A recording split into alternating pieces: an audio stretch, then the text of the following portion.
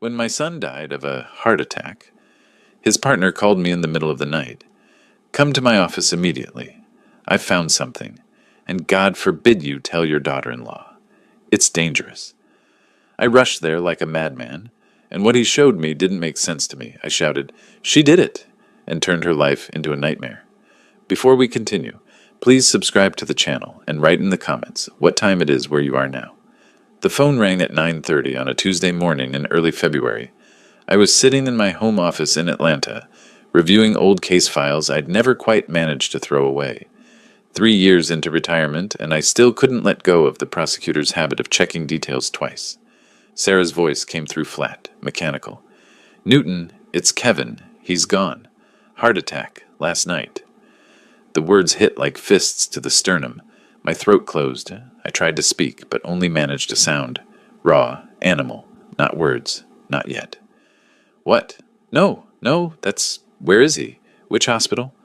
"They already took him, there's nothing. You need to come here, now." I don't remember grabbing my keys, don't remember locking the door. The drive from my house to Buckhead took 30 minutes through morning traffic that felt like swimming through concrete. My hands shook so badly I had to pull over twice, once at a gas station, once on the shoulder of Peachtree Road.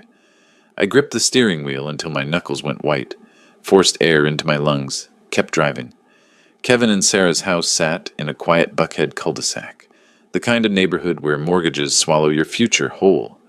I'd co-signed for $680,000 3 years ago. The front door stood open when I arrived. Neighbors clustered on the lawn, speaking in hushed voices that stopped when they saw me. Sarah stood in the living room, phone in one hand, wearing black already. How did she have time to change? The medical examiner's van was pulling away from the curb. I started running after it, but Sarah called out, "It's too late. They've already taken him." I turned back. She looked at me with dry eyes, fresh manicure gleaming as she gestured toward the sofa. I walked past her to the mantel instead, touched Kevin's childhood photo, 8 years old, missing front tooth, holding a baseball trophy. Several other family pictures were gone. Rectangular dust marks showed where they'd been. When did this happen? Was he in pain? Did you call an ambulance? Around midnight, he said his chest hurt, then he just collapsed. It was so fast.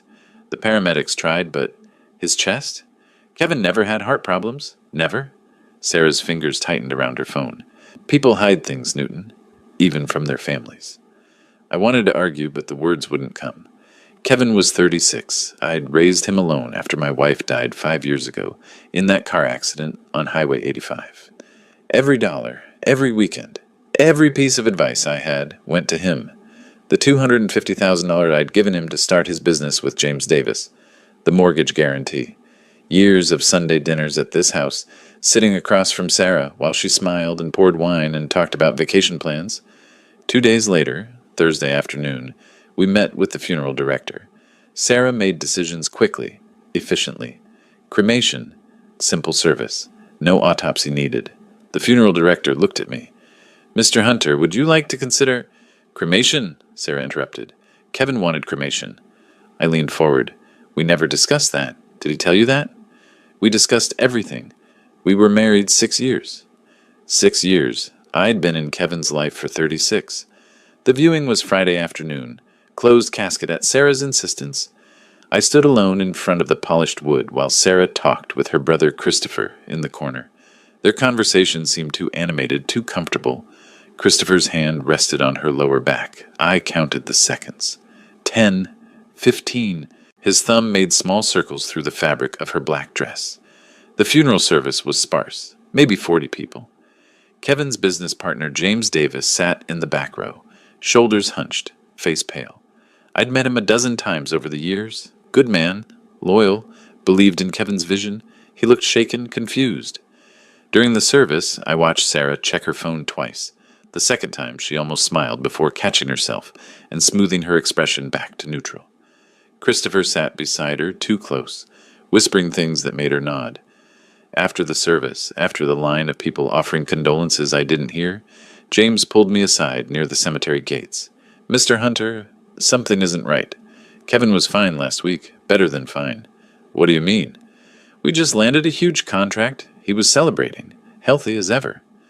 I opened my mouth to respond, but Christopher appeared, placed his hand on Sarah's elbow, guided her toward the parking lot. They climbed into the same car, her BMW. That was odd. Christopher drove a Jeep. I'd seen it at their house before. Everyone else filtered away. The grave workers waited by their equipment, patient, used to families needing time. I stood there as shadows lengthened across the grass, trying to remember the last thing Kevin had said to me. Something about a vacation, about visiting. My phone rang. Dr. Andrew Foster's name appeared on the screen. Mr. Hunter, I heard about Kevin. I'm so sorry, but I'm confused. His last checkup was perfect. No heart issues whatsoever. The cemetery went very quiet. Even the birds stopped singing. I stood at Kevin's grave with Dr. Foster's words echoing in my skull. Perfect health. No heart issues. The grave was still open, waiting to be filled. The workers leaned against their backhoe, smoking cigarettes, giving me space I didn't want. I drove straight from the cemetery to Kevin's house, Sarah's house now. The memorial reception was already underway. Cars lined both sides of the street. Through the front windows I could see people holding wine glasses, talking in clusters. Sarah had changed into a gray dress, not black. Her makeup was perfect, lipstick fresh. She moved through the living room like a cocktail party hostess, smiling, touching arms, accepting condolences with practiced grace. Christopher refilled her wine glass. Their fingers touched, lingered. I watched it happen 3 times. A woman I didn't recognize was measuring the dining room with a laser device. Sarah noticed me staring and walked over, Christopher trailing behind her. Newton, this is Barbara Chen. She's a realtor. Just getting information. The house has too many memories. 3 days. Kevin had been dead for 3 days. You're selling already? It's my house too, Newton. I can't afford the mortgage alone. Kevin's life insurance is still processing.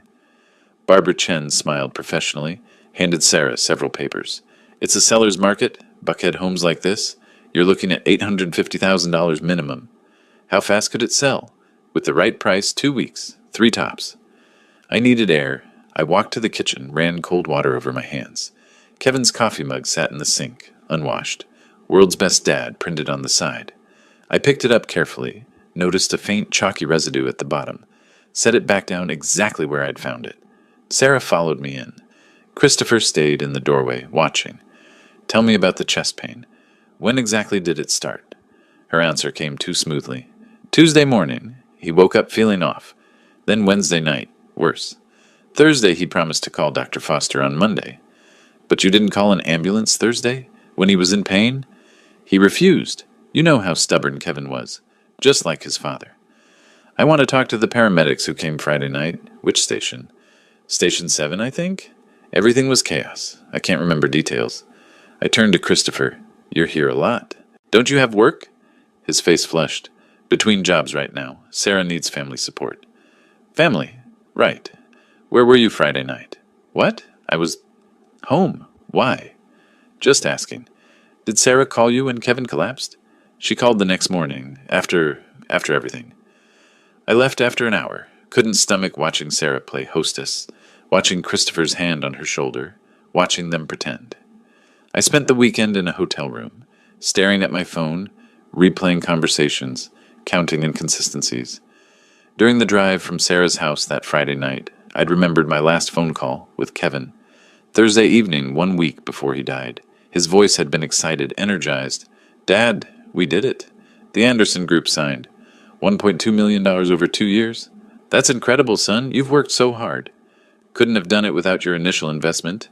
That $250,000 you put in 5 years ago. Best thing that ever happened to us. Us? The business, me and James. We're finally where we hope to be. You sound tired, though. Long hours. Sarah says I work too much. But it's worth it. We're planning a vacation next month. Maybe you could come visit? That was Thursday. Friday I was at a deposition all day. Didn't check my phone. Saturday morning, early, Sarah called. By Sunday, Kevin was in a casket. By Monday, he was ash. Monday morning, I drove to Dr. Foster's office before it opened. Sat in my car until I saw lights turn on inside. Waited in the reception area for 2 hours until he could see me. His nurse recognized me, brought coffee I didn't drink. Dr. Foster spread Kevin's medical records across his desk. Charts, test results, Handwritten notes. Mr. Hunter, I've reviewed Kevin's entire file. No cardiac history. No family history on his mother's side either, correct? None. My wife died in a car accident. No heart disease. Then this makes no medical sense. A 36-year-old man, perfect health, sudden massive heart attack, it's extremely rare. What could cause it? Besides genetics? He hesitated, chose his words carefully. Extreme stress, cocaine use, or certain toxins.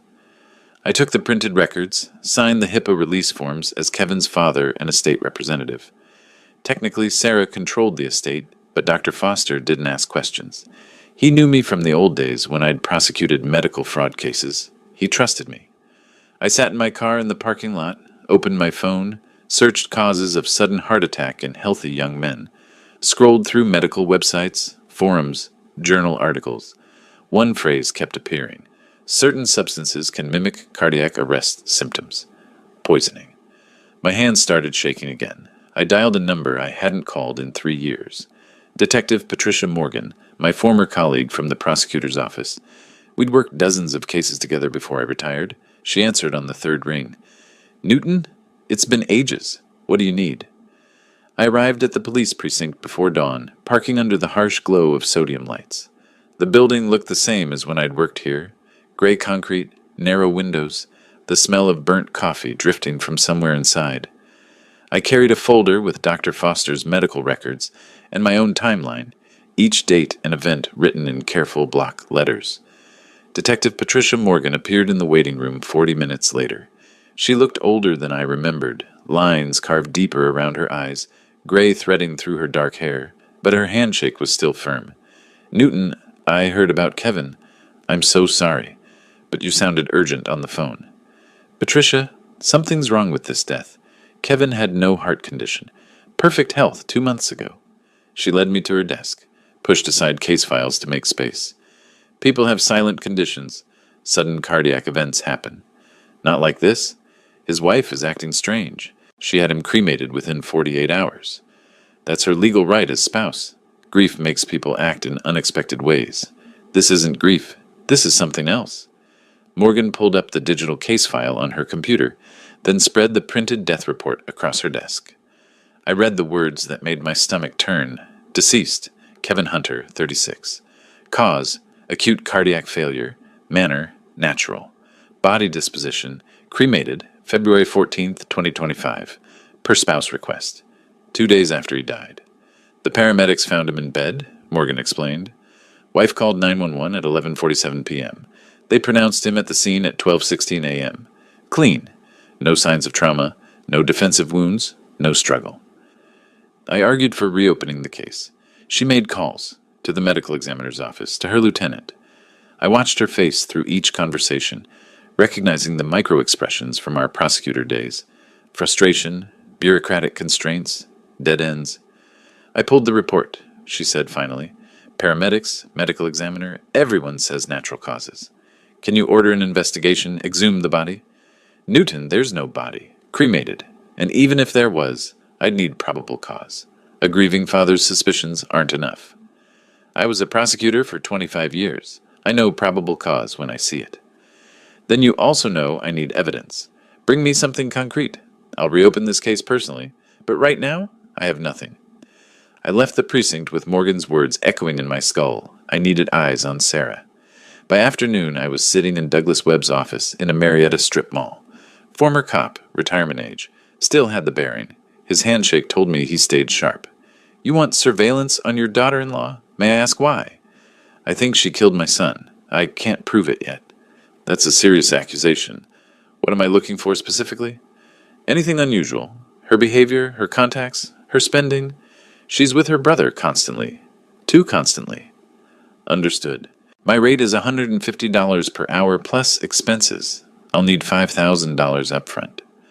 I wrote the check with careful, deliberate numbers. Each digit felt like ammunition I was buying.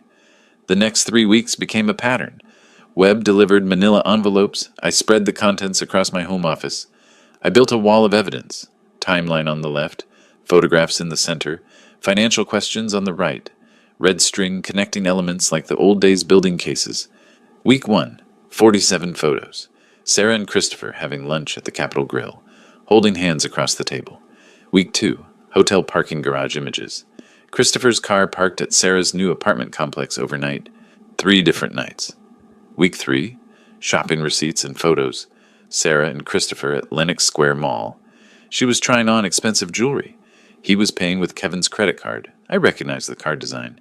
I spent evenings parked outside Sarah's apartment, watching Christopher arrive at 9 with wine and takeout bags, watching lights go out at 2, driving home with sunrise. One night, I poured Kevin's favorite bourbon, Maker's Mark, into 2 glasses, set one in front of his photo on my mantel. Didn't drink either, just sat there until dawn broke through the windows. Wednesday afternoon, my phone rang. Sarah's voice was light, almost cheerful. "Newton, I hope you're doing okay. This has been so hard on all of us." I held the phone away from my ear for 3 seconds, composing myself. "What do you need, Sarah?" "I'm meeting with Kevin's estate attorney next week. There are some papers about the business and the house. Could you come? Kevin would want you involved. The business is between you and James Davis. I'm not an owner. But you're Kevin's father. Your input matters. Plus, there's the matter of that loan you gave Kevin for the startup. We should discuss repayment terms. Internal rage, external calm. We'll discuss it. Send me the meeting details." "Thank you, Newton. I know Kevin would appreciate you helping me through this." I hung up and stared at the wall of evidence. The photos, the timeline, the questions. My phone rang again. James Davis. "Mr. Hunter, we need to talk. Sarah's attorney just sent me papers. She's trying to force me to buy out Kevin's share of the business at a fraction of its value, and she's blocking me from accessing our company accounts. Can you meet me tomorrow?" The coffee shop was nearly empty at 8 in the morning. James looked terrible. Dark circles, wrinkled shirt, tremor in his hands as he slid legal documents across the table. I recognized the letterhead, Harrison and Associates, expensive downtown firm. Sarah had lawyered up with Kevin's money. "She's stealing from me, Mr. Hunter, from Kevin's memory. This business was our dream." I scanned the buyout demand.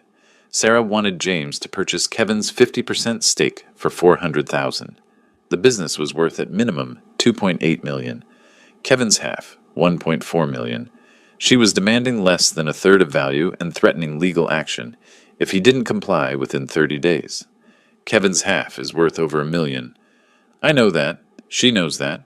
Her attorney knows that. They're banking on me not fighting. Litigation would cost more than just paying. "Can you access the company books? See what she's been doing with the accounts?" "That's the problem. She changed everything. I'm locked out of my own company's finances." James had tried to review the accounting software that morning. Sarah changed all passwords, blocked his access. Her attorney claimed she had security concerns about business partner loyalty. I drove home in silence, James's documents on the passenger seat. The FedEx envelope arrived that afternoon, thick legal papers from Harrison and Associates. I read the cease and desist order 3 times, each read my jaw clenching tighter. "Mr. Hunter is hereby warned to cease all contact with Mrs. Sarah Hunter, including but not limited to surveillance, phone calls, third-party inquiries, and intimidation tactics. Continued harassment will result in restraining order and possible criminal stalking charges. 25 years as a prosecutor." I knew exactly what she was doing. Create a paper trail, make me look unstable. Grieving father losing touch with reality. If I pushed harder, she'd get a restraining order. Then everything I did would look like obsession. She was boxing me in. I called Webb the next day, told him we were done, met him one last time to settle accounts. He laid out the final batch of photos. Different restaurants, Christopher's hand on Sarah's thigh, both laughing. 4 weeks of surveillance, 73 photographs, detailed timeline. They're definitely having an affair. But nothing criminal. Nothing I can prove criminally.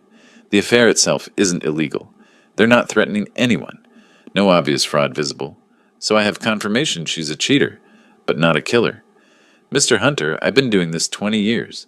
Sometimes bad people get away with things. Sometimes the evidence just isn't there." "The evidence exists. I just haven't found it yet." Webb hesitated at his office door. "I've seen men in your position before. Don't do anything foolish." I didn't respond, shook his hand. Left. That weekend I couldn't sleep. Saturday morning I drove to Kevin's old house in Buckhead. Sarah had listed it 2 weeks earlier. No showings yet. I still had the key Kevin gave me years ago. Emergency access, he'd said, in case anything ever happened. The house was empty. Bare walls where family photos had hung. Dust outlines where furniture stood. My footsteps echoed through rooms that used to hold laughter and Sunday dinners. I touched the wall where Kevin's college diploma had hung, clean rectangle in the dust, everything else grimy. In Kevin's old bedroom, converted to a home office years ago, I found a box Sarah had missed or deliberately left. Kevin's childhood things, school awards, little league trophies, photos from age 5 to 18. I sat on the floor, back against the wall, holding a picture. Kevin at 10, gap-toothed smile, holding a fish we'd caught together. My mind drifted to 5 years earlier. Margaret's funeral. Winter, cold rain. I'd stood at the graveside, unable to move even after everyone left. Kevin had stayed, hand on my shoulder, saying nothing at first. Mom wouldn't want you standing in the rain, Dad.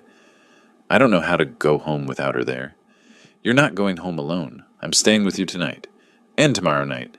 However long you need. The next 6 months, Kevin had called every single day. Sometimes just to talk about nothing. Sometimes to make sure I'd eaten.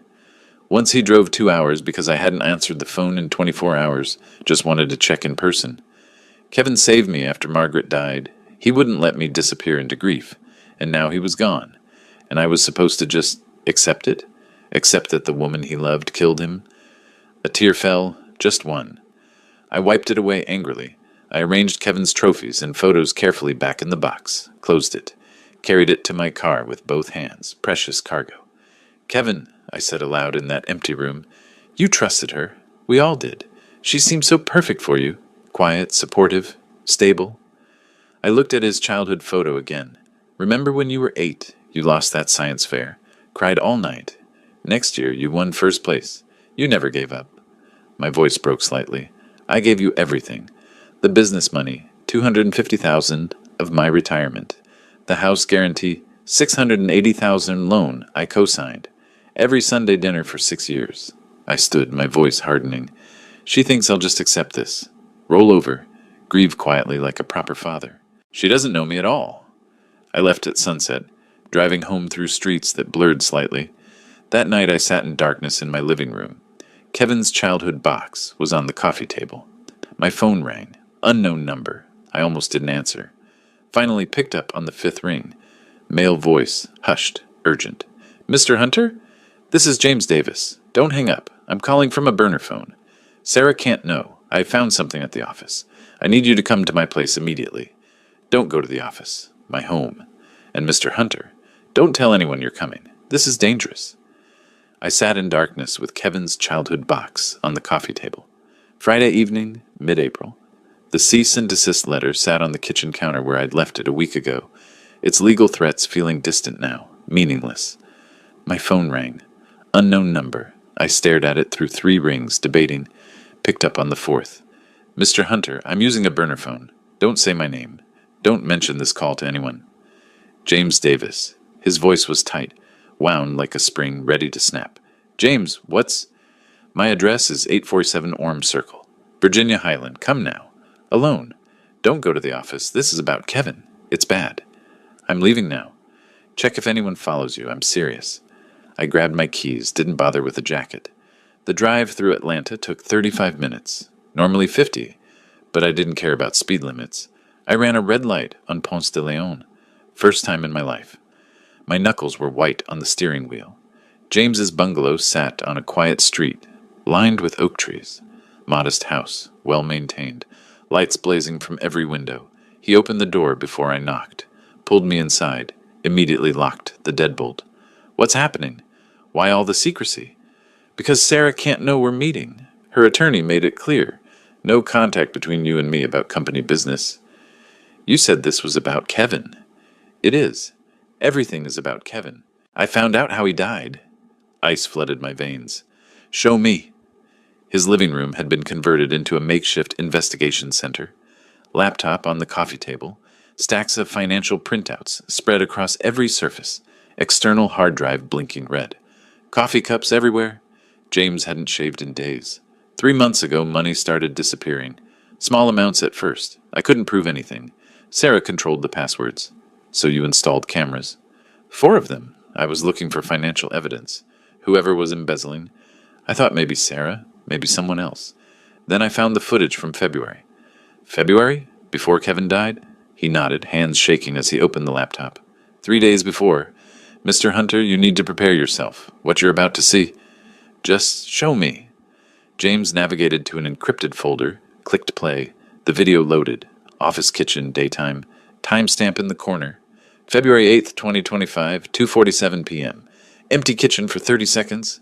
Then Sarah entered the frame. She glanced toward the door. Casual. Checking. Walked to the counter where a coffee mug sat. I recognized it instantly. World's best dad in faded letters. I'd given Kevin that mug 2 years ago, before he and Sarah had stopped trying for children. Sarah reached into her purse, pulled out a small clear packet with white powder. She tore it open with her teeth, poured the contents into the mug, used a spoon to stir. The whole process took 47 seconds. She dropped the empty packet back in her purse, rinsed the spoon under the faucet, left the kitchen. I couldn't breathe. James paused the video on Sarah's face as she stirred. Her expression was calm, focused, no emotion whatsoever. That's his coffee mug. I gave him that mug. He used it every day, always left it on the counter for his afternoon coffee. Sarah knew that. The powder, what is it? I don't know for certain, but Kevin died 3 days after this footage. Heart attack. Sudden. No warning. My hands gripped my knees so hard my knuckles turned white. A sound escaped my throat, not quite a word, something primal. How many times? How many videos? James swallowed hard. 6. 6 different days over 2 weeks. February 1st through February 10th. The last one was the night before he died. I sat in complete silence for a full minute. James didn't interrupt. My mind was cataloging everything. Chain of custody, admissibility, evidence preservation. The prosecutor in me was fully awake now, razor sharp, cutting through the grief. Show me again. We watched it a second time. I counted. 47 seconds. 3 glances toward the door. 2 stirs of the spoon. She was right-handed. The packet was clear, unmarked. Her movements were deliberate, practiced. She murdered him, on camera, in his own office. She didn't know about the cameras. I never told Kevin I installed them. Why didn't you go to the police immediately? I was scared. Sarah's attorney already threatened me about the buyout. If I accused her without being absolutely certain, and Mr. Hunter, you were a prosecutor, is this enough? Can this be used in court? My voice was steady, cold. It's enough. Chain of custody needs documentation, but it's enough. We have her. James stared at the paused video, Sarah's face frozen in the act of stirring poison into Kevin's coffee. He took a shaky breath. There are 5 more videos. Different days. The last one was February 10th. I leaned forward. Show me all of them. Every single one. Then show me the financial records you mentioned. I want to see everything. James clicked through files, showing me the timestamps. February 1st, 3rd, 5th, 8th, 10th. 5 more poisonings across 10 days. A methodical execution. We watched them in sequence, each one more damning. The February 1st video showed Sarah's first attempt. Her hands shook slightly. By February 10th, the night before Kevin died, her movements were practiced, confident. She'd gotten comfortable with murder. My face was expressionless through all 6 videos, but a muscle in my jaw twitched with each new one. 6 videos, 6 twitches. Between videos, James explained how he'd discovered the financial fraud. Kevin had made Sarah office manager a year ago. I remembered Kevin mentioning it, a flash of memory from a phone call. Kevin's voice, excited. Dad, I did something nice for Sarah. She's been feeling isolated, wants to contribute. What did you do?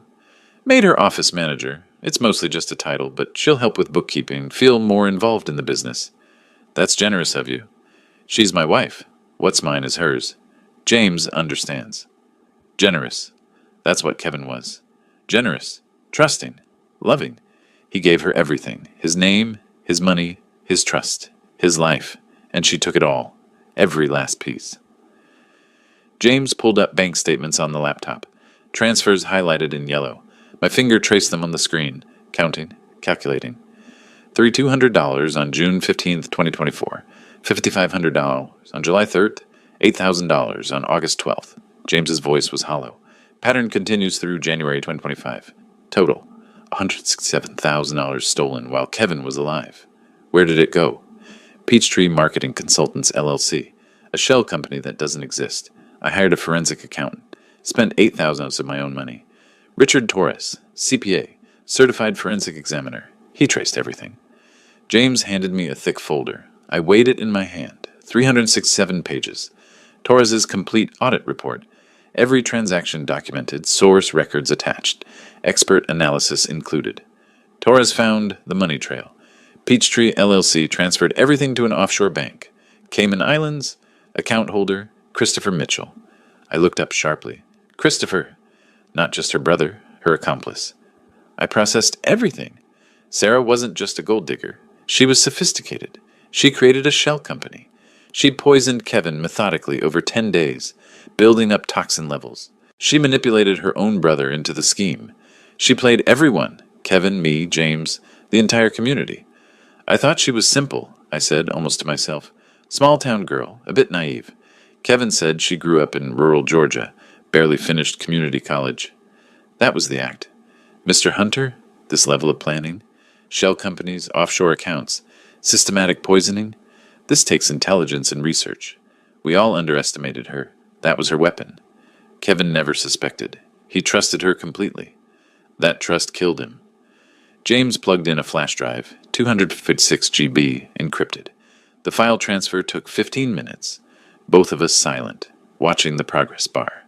Videos, financial records, Torres's audit, time-stamped documentation. Everything. He handed me the flash drive, smaller than my thumb, containing proof of my son's murder. I pocketed it in my jacket's inner pocket, patted it once, keeping it close to my heart, where Kevin should be. I've watched these 50 times, James said quietly. It doesn't get easier. February 1st through 10th. 10 days. Why so many times? I researched it. Some poisons work through accumulation, small doses over time. Looks like natural organ failure. She was building it up in his system, methodical, patient. That's what makes it so terrifying. This wasn't impulse. This was planned. I stood, placed my hand on James's shoulder, the first physical contact between us, a moment of shared understanding. We were soldiers now, fighting the same war. What do we do now? Take this to the police? Not yet. Police involvement means Sarah lawyers up immediately. Evidence gets locked in discovery. Trial takes years. But we have proof she killed Kevin. We have proof. But I want more than a trial. I want her destroyed, every aspect of her life, and I want her to know it's coming but be helpless to stop it. James looked uncertain. That sounds like justice. That's exactly what it is. Sarah took my son methodically, patiently, piece by piece. I'll return the favor. What do you need from me?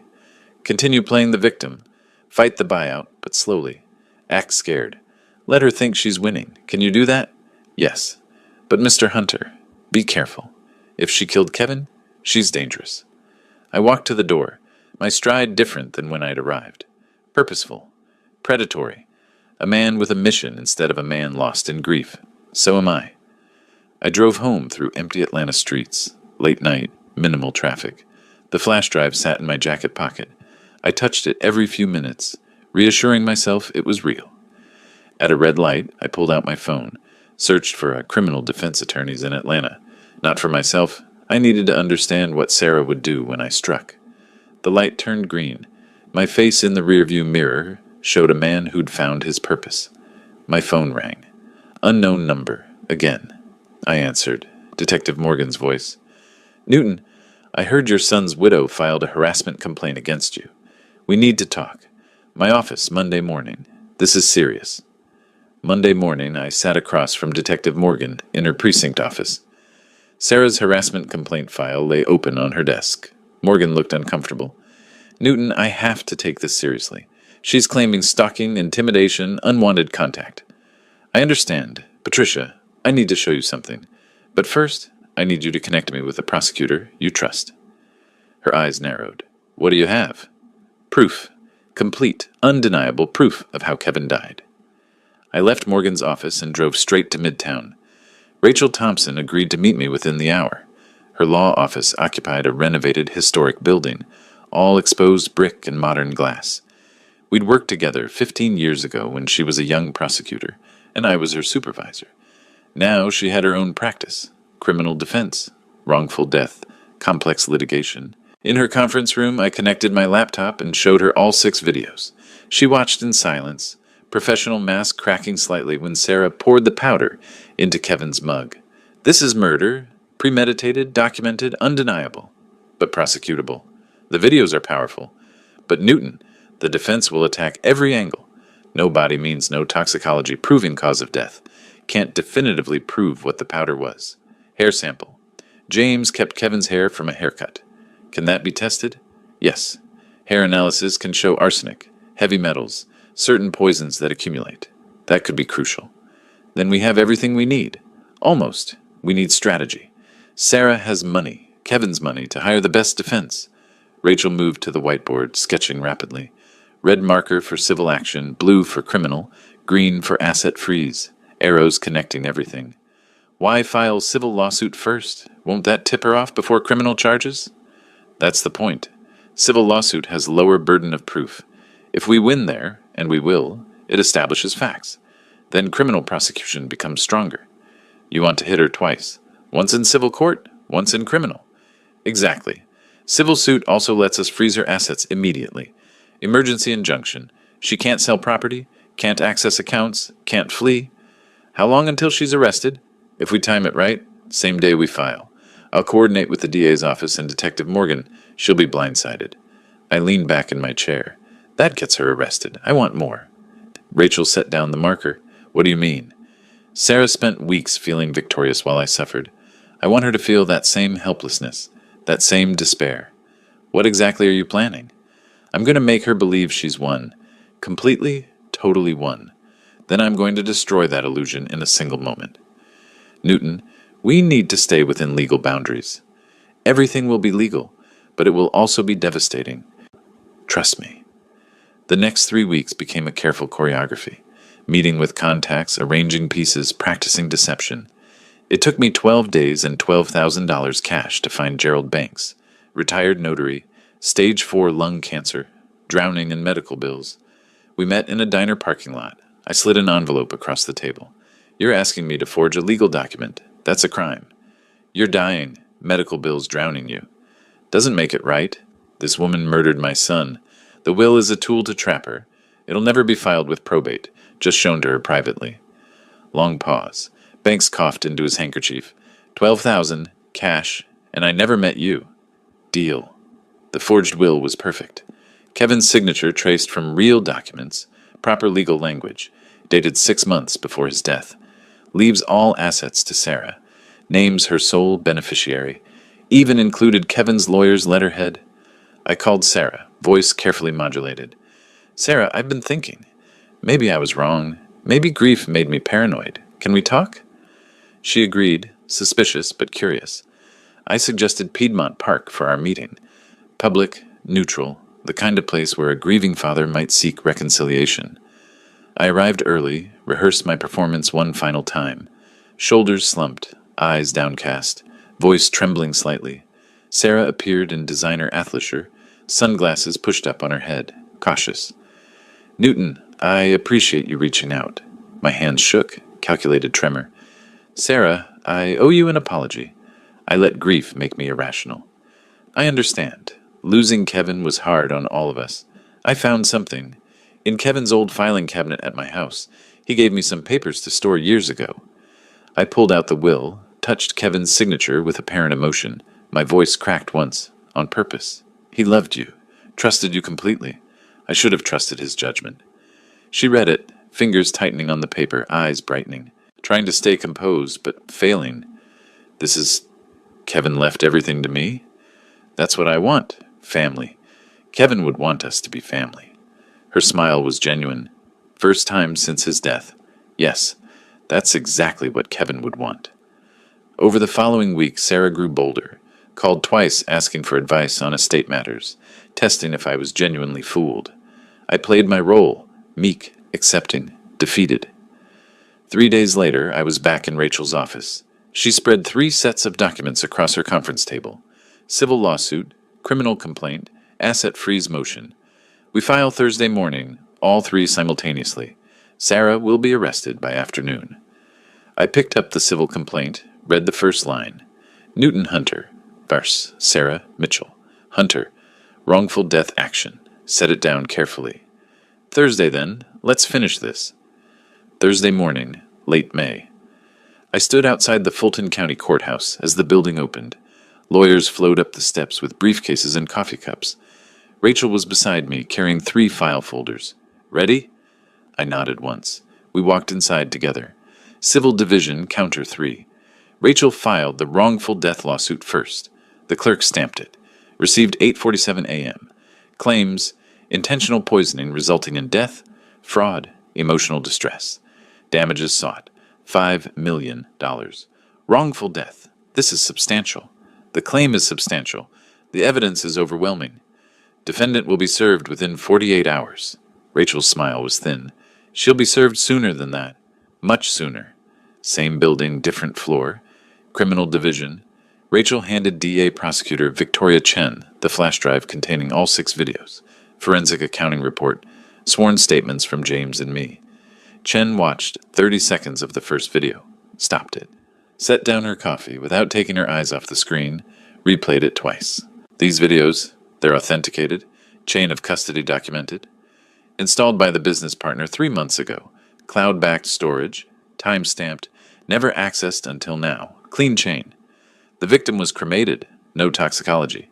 Hair sample analyzed, arsenic levels 40 times normal, results attached. Chen closed the file. I'll have arrest warrants signed within 2 hours. She'll be in custody by end of business today. I spoke for the first time. Make it public, very public. Mr. Hunter, I understand your desire for... She paraded her victory. Now she gets a public fall. Emergency motion hearing at 10:30. Judge Raymond Foster presiding. Rachel argued for immediate asset freeze. Defendants have already stolen $167,000, have offshore accounts, are flight risks. Sarah's attorney wasn't even present. No notification, no time. Judge granted the motion. All bank accounts, property, investment accounts, frozen pending investigation. Detective Morgan led the arrest team. 2 unmarked cars, 4 uniforms as backup. They arrived at Sarah's luxury apartment complex at 2:15 p.m. Sarah answered the door in yoga pants and designer tank top, wineglass in hand. Her expression moved through confusion, disbelief, terror in 3 seconds. Sarah Mitchell Hunter, you're under arrest for the murder of Kevin Hunter. The wineglass dropped, didn't shatter, bounced on carpet. Her hands went up reflexively, mouth opening. No words at first. What? No. This is insane. Newton, did you... This is because of... Morgan read her rights. You have the right to remain silent. Anything you say can and will be used against you. I didn't do anything. Kevin died of a heart attack. This is harassment. Christopher was on the couch. Jumped up when he saw police. Put his hands behind his back before being asked. Knew the routine. Christopher Mitchell, you're also under arrest for conspiracy to commit murder and wire fraud. I want a lawyer. Not saying anything without a lawyer. Perp walk. Sarah in handcuffs. Photographers catching everything. Her face frozen in shock. Christopher beside her, head down, already defeated. By 4 p.m., the footage was on 3 local news stations. Atlanta ABC affiliate ran it first. Breaking Buckhead widow arrested in husband's suspected poisoning death. Interview with police spokesperson. Quick shot of the marketing firm. Old photo of Kevin smiling. I watched from my living room. Sat in Kevin's favorite chair, remote in hand, turning up volume when Sarah's face appeared on screen. No smile, just satisfaction. Bail hearing Friday morning. Sarah and Christopher each needed $500,000. Sarah's hastily hired public defender argued for reduced bail. No record. Ties to community. D.A. Chen countered with the videos, the offshore accounts. Judge set bail at $500,000 each. They made bail by afternoon. Loan against Kevin's house secured through a predatory lender at 18% interest. Sarah called that evening. I was expecting it. Poured myself bourbon, finally drank it this time, then answered on the 4th ring. Her voice came through like shattered glass. Screaming, incoherent at first, then focused. You did this, you lion snake. That was fake.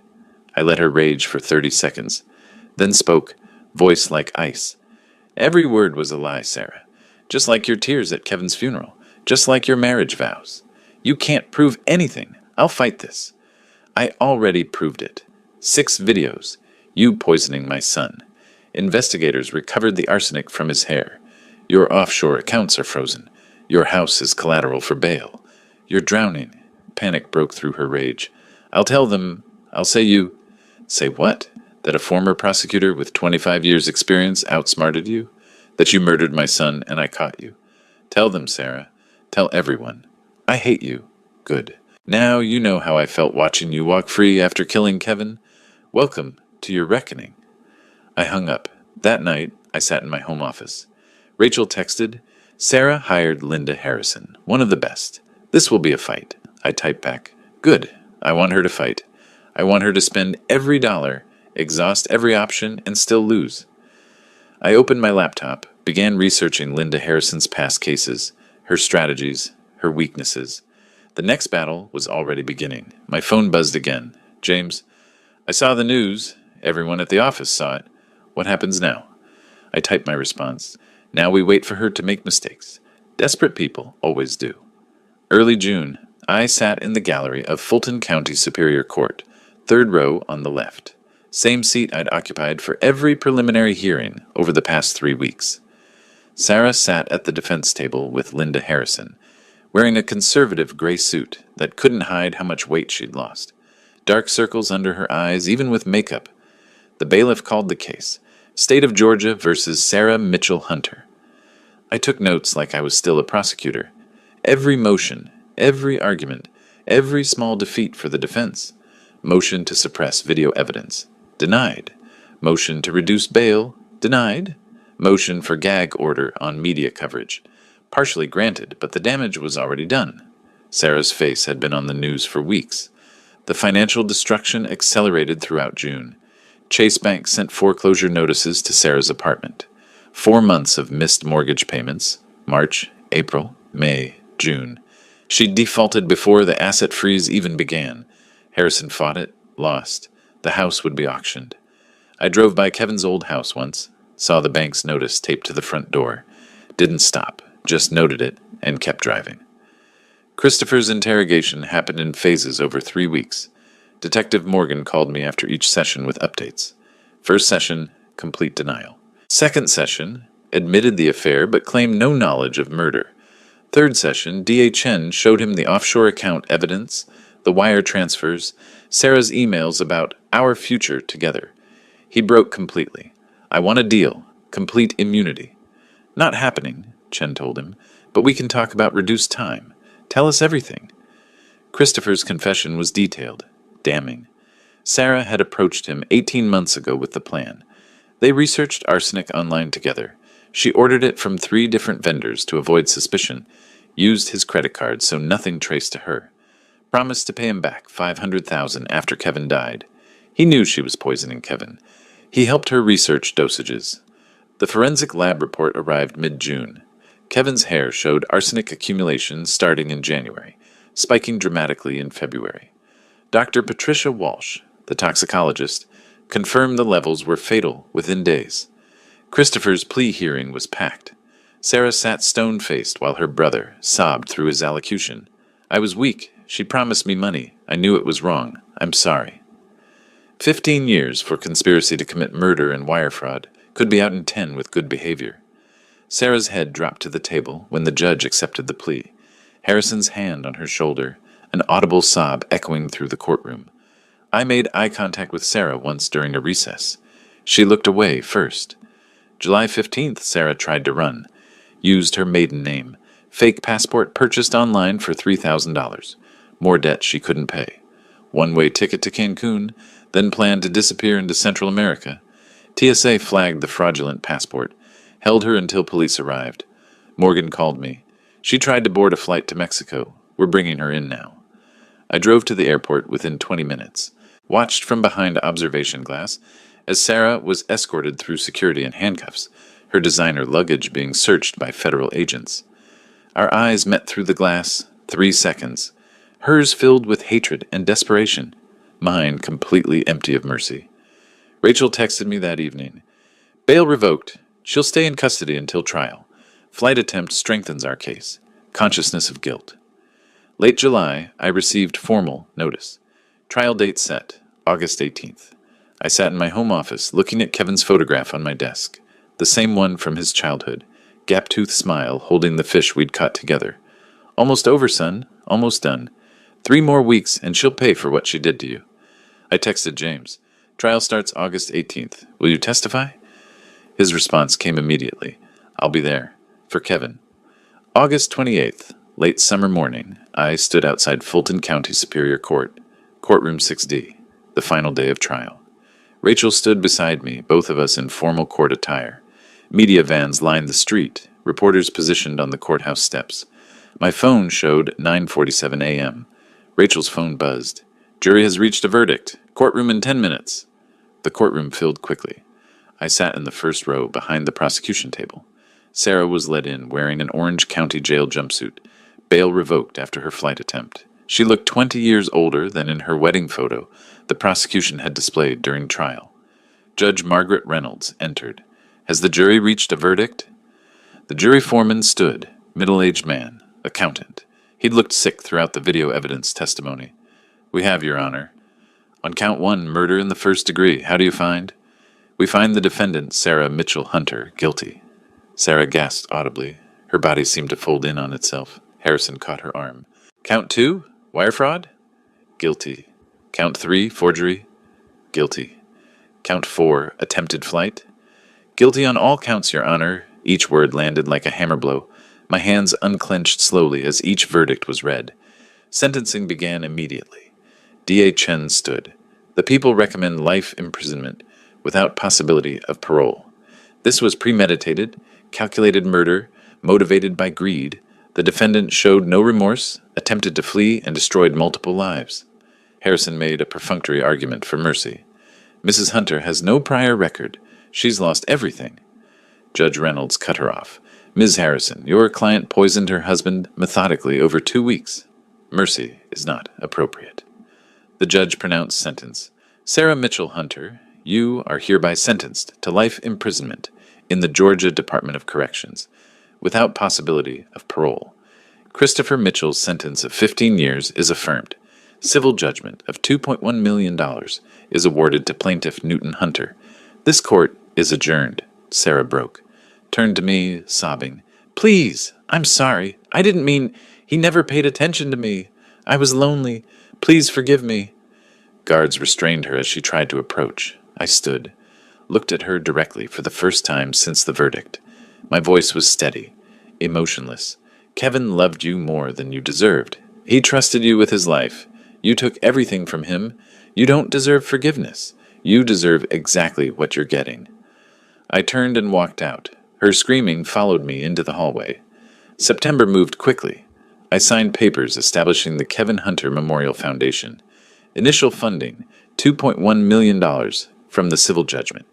Mission, support children who'd lost parents to violence. Provide counseling, education funds, stability. Late September, I drove to Oakland Cemetery. Kevin had been exhumed and properly buried in August. Simple granite headstone.